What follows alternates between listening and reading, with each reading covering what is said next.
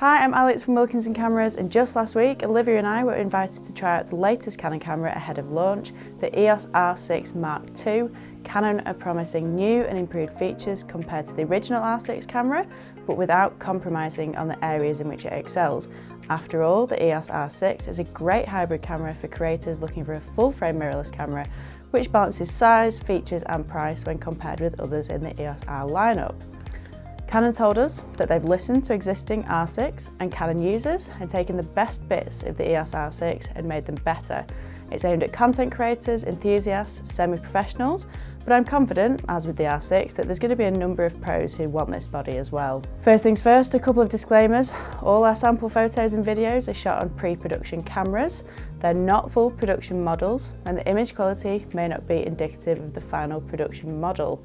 We're extremely pleased with the results though. We also don't have all the specs, we just have headline features from a whistle-stop presentation and then a relatively short time to test the camera.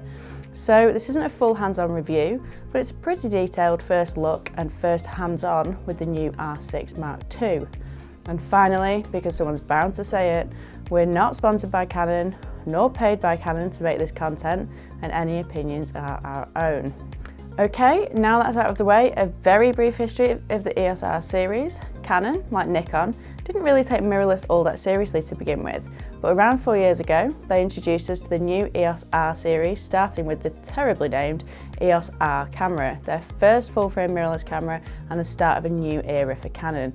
In 2020, they got really serious, introducing the astoundingly popular EOS R5 and R6 models.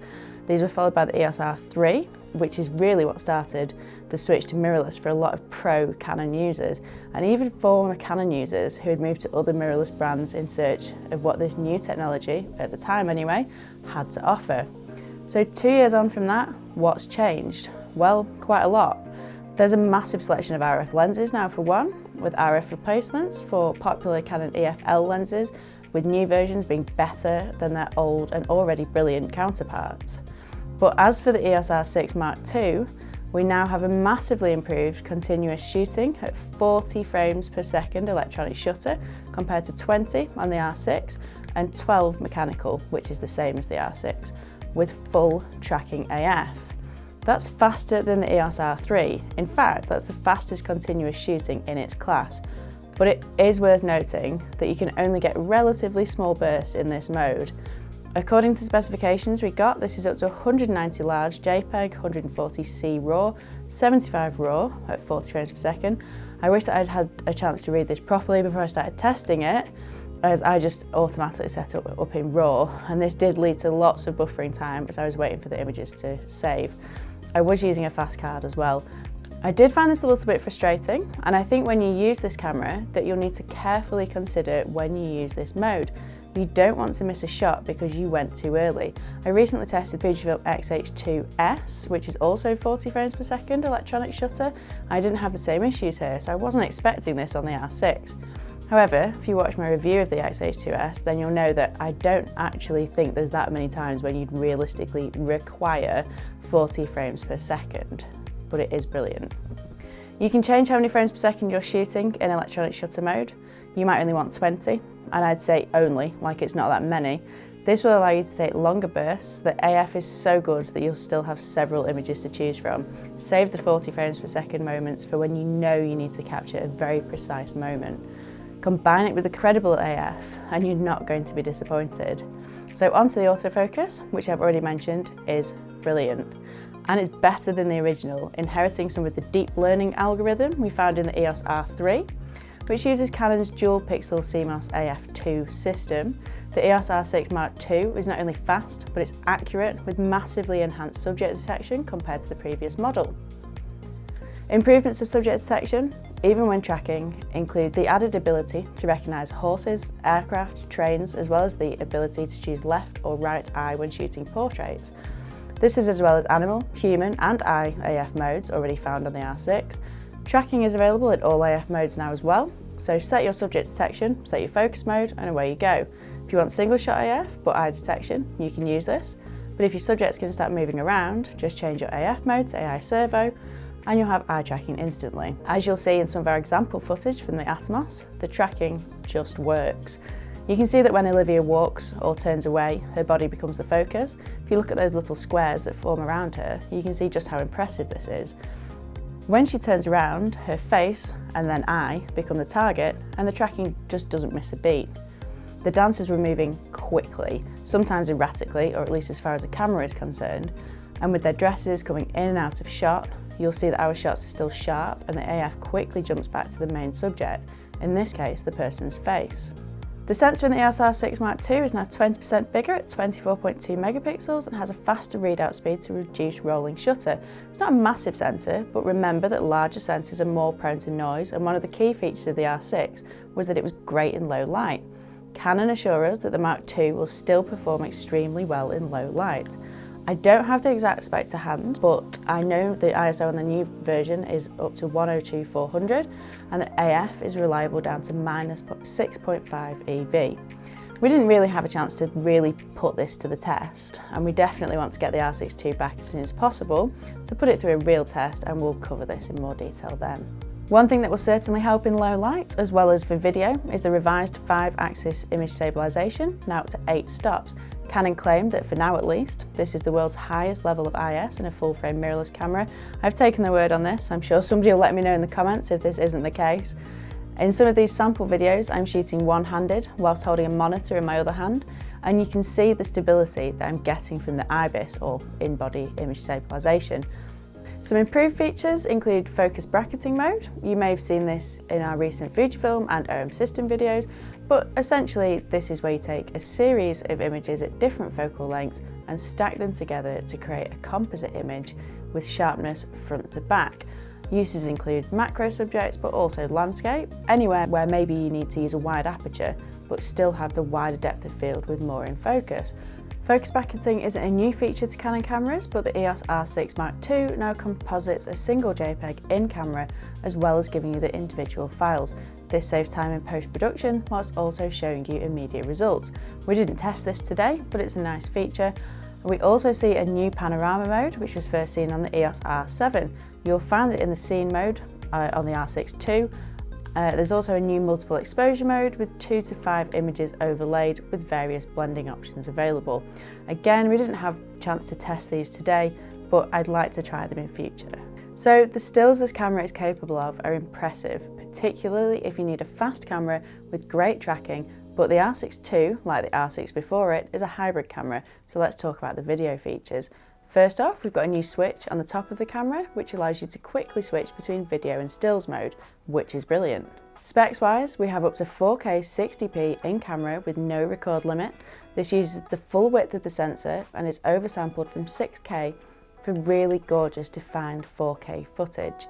You can set the video options to either PAL or NTSC, and this will give you different movie frame rate options. For example, in NTSC you have up to 4K 60p, whereas in PAL it's 4K 50p. For slow-mo, NTSC offers 180 frames per second, whereas PAL gives 150. So if you want to unlock the higher frame rates, switch to NTSC.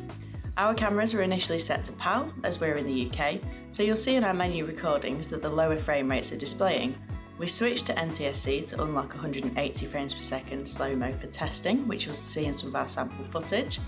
Of course, you'll have to consider where your video will end up as to whether PAL or NTSC is the right setting for you in general. You can also output 6K 60p ProRes RAW via HDMI to a compatible recorder, like the Atomos Ninja V Plus, for example. Is it V or 5? I don't know, but either way, we only have a 5, or a V. You can record up to 180 frames per second full HD for slow motion footage, both in C-Log and normal picture modes. You can see from our test samples that this works really, really well. You've got full tracking in all video modes, just like stills, so you can choose face only AF, subject detect AF, and it will track throughout the video. Using subject detect AF in video, which means when the subject leaves the shot, the background doesn't jump into focus when you don't want it to. It's a great way to create cinematic looking shots of someone or something entering or leaving the frame without resorting to manual focus and without the AF snapping the background back into focus when you don't want it to.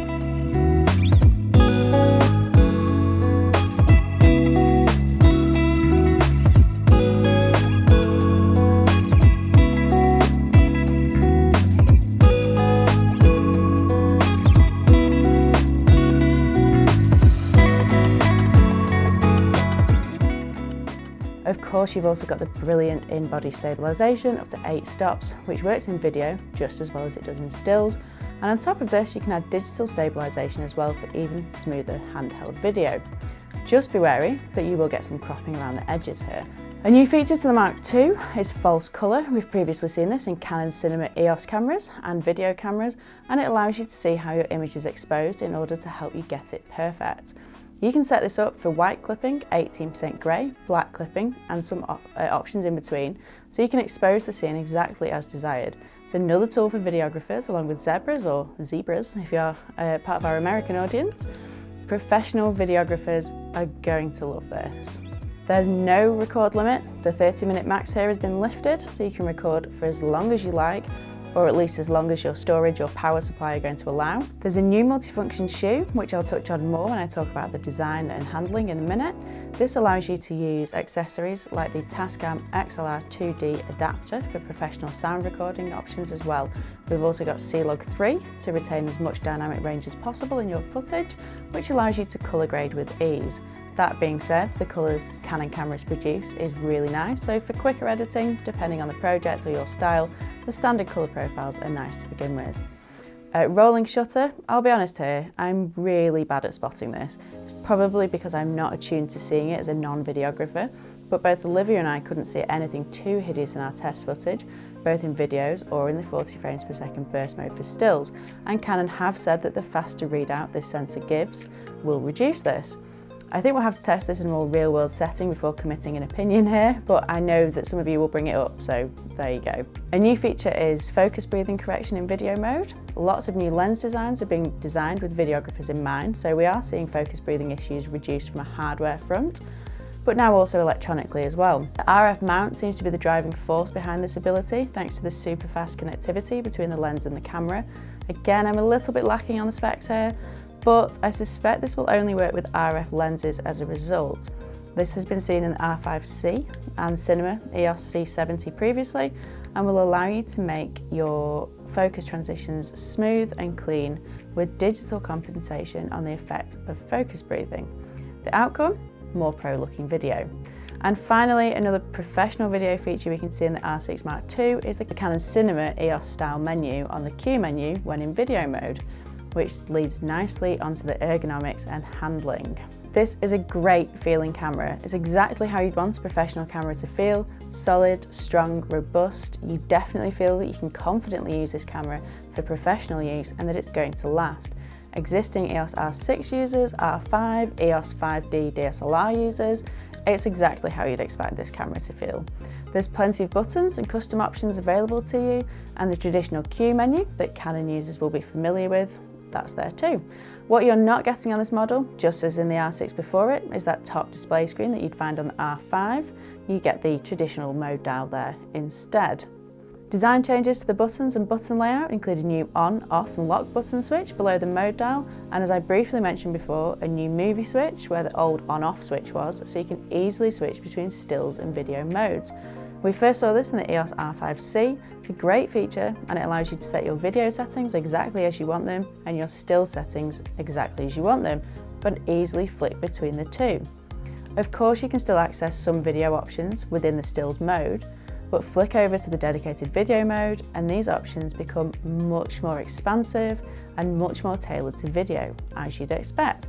I think we'll see this more and more in true hybrid cameras going forward, and I think that hybrid shooters like wedding photographers, who are now getting more and more video alongside the stills, are going to love the quick and easy switch between the two. The mode dial itself has also been updated with auto and special scene modes. The grip is a good size, it's comfy to use. On one side of the camera you'll find a micro HDMI port and a 3.5mm mic input. This can also be used for headphones if you're using the new multifunction shoe for a supported mic. Speaking of multifunction shoes, this is a new feature to the R6 Mark II, but we've previously seen this in the EOS R3 and R7, and it looks like going forward this is going to be the new standard hot shoe for Canon. Your existing accessories will still fit this, so don't worry, but you will want to use the AD-E1 adapter if you need to maintain weatherproofing, so bear that in mind. But the new shoe has more contacts, which allows two-way communication between the camera and your accessory, and allows you to power it. So whether that's a flash, a microphone, transmitter, etc., Canon can now make smaller and more functional accessories thanks to this shoe. There's a USB port on the side for both data transport, tethered shooting and USB charging, and a remote control terminal for a wired remote. On the other side we have dual card slots taking UHS 2 SD cards. This is great news for existing users with a stack of good SD cards. I'd maybe have expected a camera offering 40 frames per second and with excellent video features to feature a CF Express Type B card as well, but there we go. You're also getting the same Canon LPE6 type battery, so again existing R6, R5, R, 5D4 to name but a few, will be pleased that they can take their spares with them.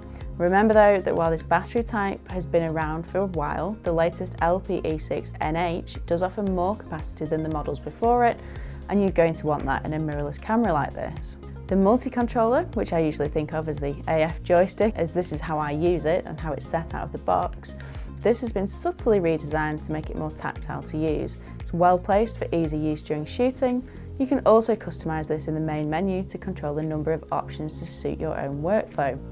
New to the R6 Mark II, but previously seen in the EOS R3, is optical viewfinder or OVF simulation. I guess rather obviously, this is designed to replicate a traditional viewfinder and uses an HDR mode to do this. It also removes the WYSIWYG, or what you see is what you get image preview, that mirrorless users will be used to. Why? Well, lots of DSLR users don't always like this. I love it, it makes it so much easier, but I've pretty much always used mirrorless cameras. This is basically saying, hey, DSLR users, it's not that scary over here. Look at all these great features we've got for you. Don't worry about the viewfinder, we'll just turn that off. Come and give us a go. So, yeah, I don't know, what do you think of that? Has anybody used this on the R3? What are your thoughts? Would you use this? Of course, you can also use the traditional EVF.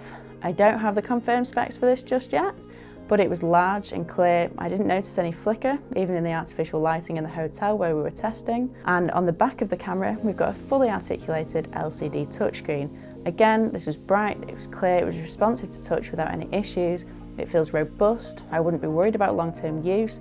I know some people feel very passionate about screen design. I like fully articulated screens because I can protect them when not in use. They're great for video, and they've got all the benefits of various angles on top.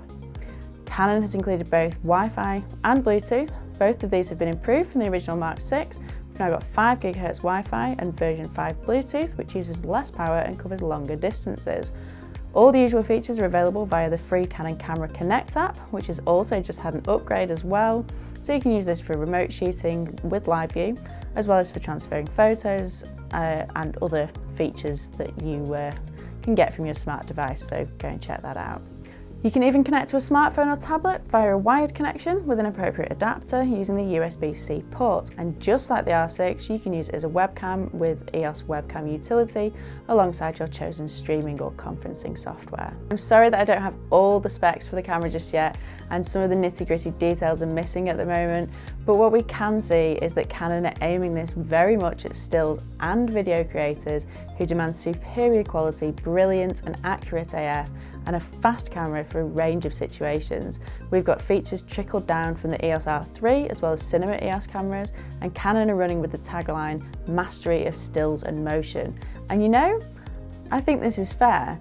This is a very, very good camera and does justice to the EOS R6 before it. We were very impressed with the Mark II in the short time that we had to use it, and we think you will be too.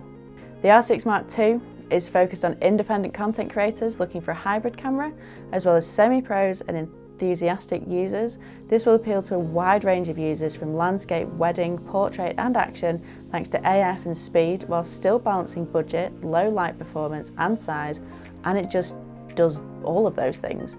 I've put links to the products in the description below, because just at the moment I don't have a confirmed price, but it should be around $2,779 for the body. And it's going to be available as 2 kit options with either an RF24105 f4 to 7.1 IS STM. This is going to be around $3,129, or with the RF24105 f4L IS USM lens, which will be $3,999. If you're in the UK, then you can pre-order any new products from us with just a £99 deposit, in any of our stores or online at wilkinson.co.uk. I know you'll be wanting a full in-depth review, and as soon as we get the chance, we'll deliver just that. But for now, hopefully you've enjoyed seeing exactly what this new release from Canon has to offer, and I think this is going to be another popular addition to the EOS R range.